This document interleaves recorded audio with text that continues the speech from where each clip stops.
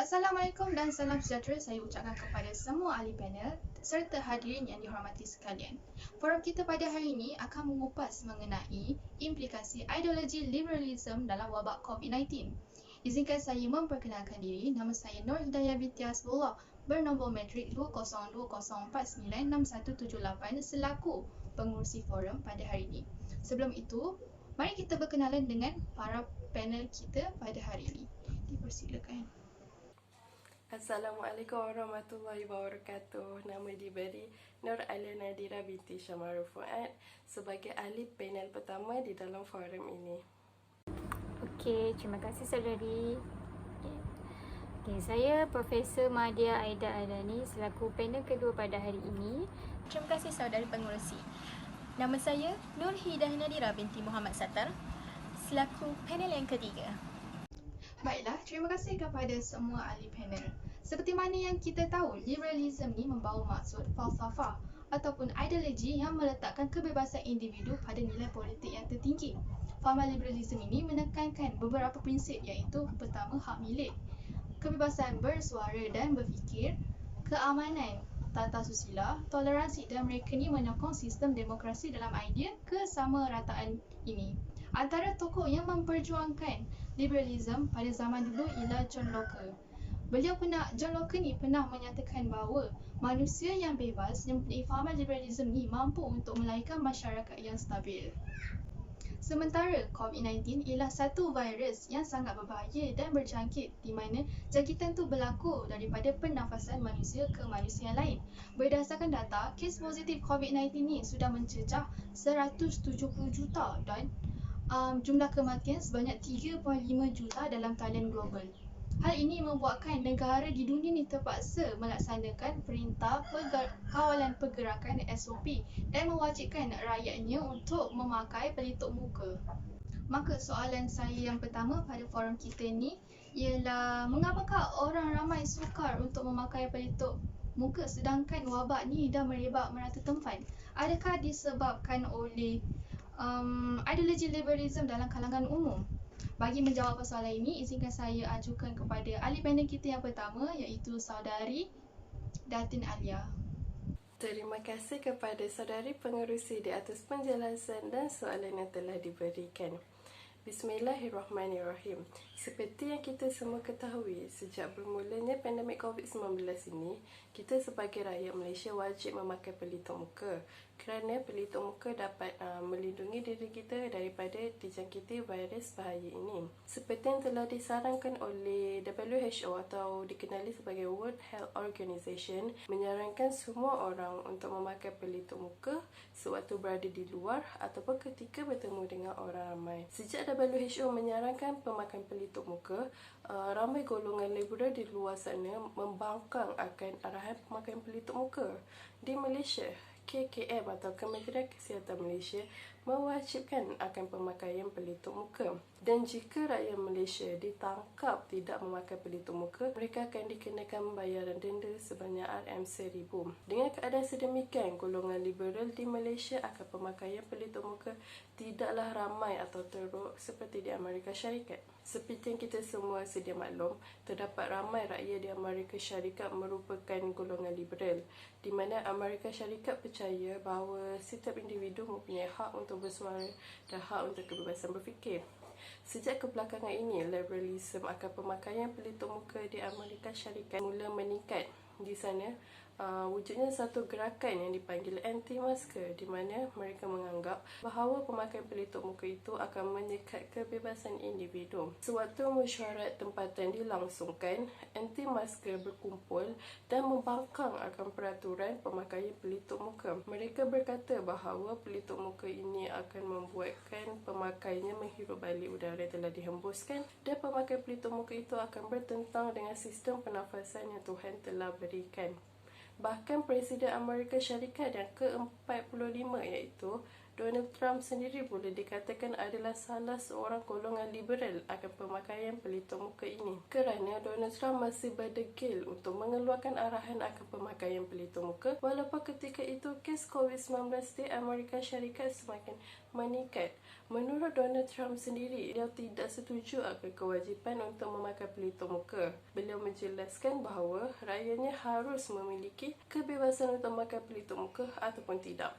Berdasarkan soalan yang telah diberikan oleh pengerusi tadi, kita dapat lihat bahawa memang benar ramai orang sukar untuk memakai pelitup muka, terutama sekali ketika wabak COVID-19 ini sedang menular. Ini kerana mereka percaya atau cepat terpengaruh dengan kata-kata yang telah dinyatakan oleh pihak liberal yang membangkang akan pemakaian pelitup muka tersebut.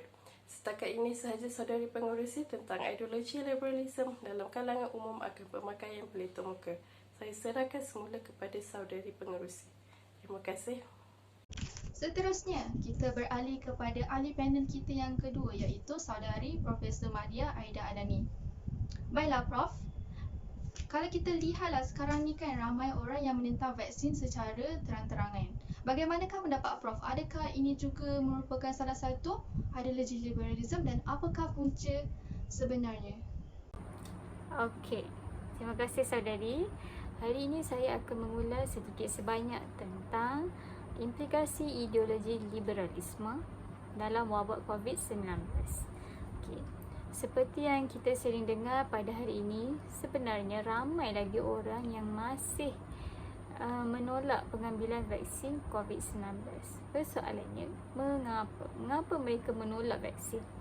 Okey, sebenarnya mereka yang berideologi liberal ini, mereka cenderung untuk menzahirkan pemikiran mereka dengan meluas di media sosial, yang ada kalanya dakwaan mereka ini tidak berasas dan tidak masuk akal, atau kita boleh kata mereka ini cenderung kepada free thinker.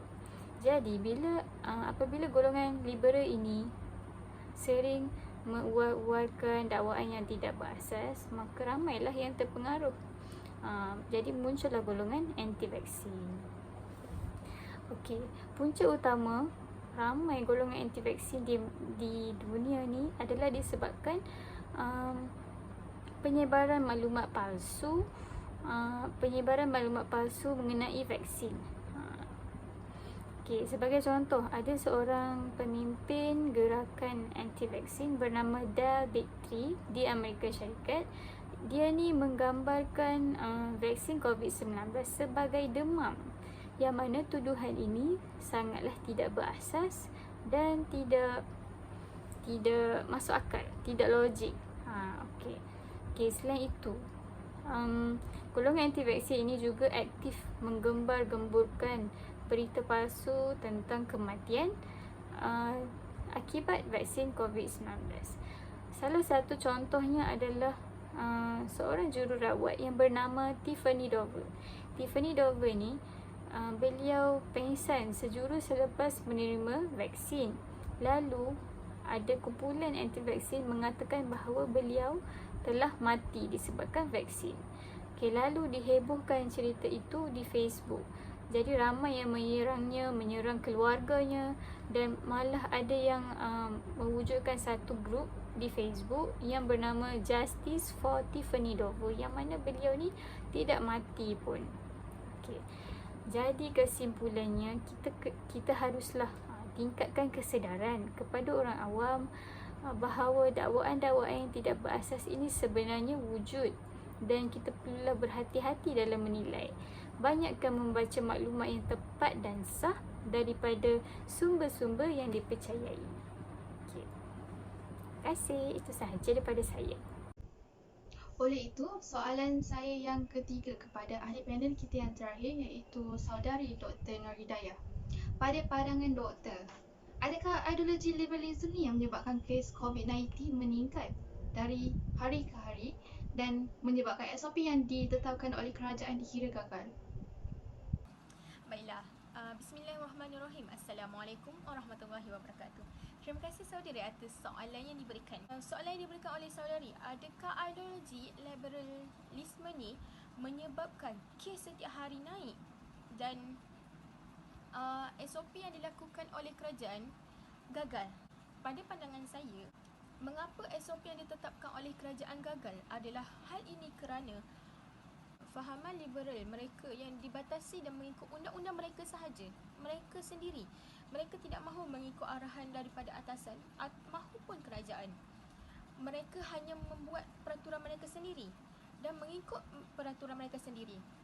Sebagai contoh, fahaman liberal ni, bagi mereka, anggapan mereka, virus COVID ni adalah agenda Yahudi semata-mata. Mereka tidak mempercayai kewujudan virus COVID ni.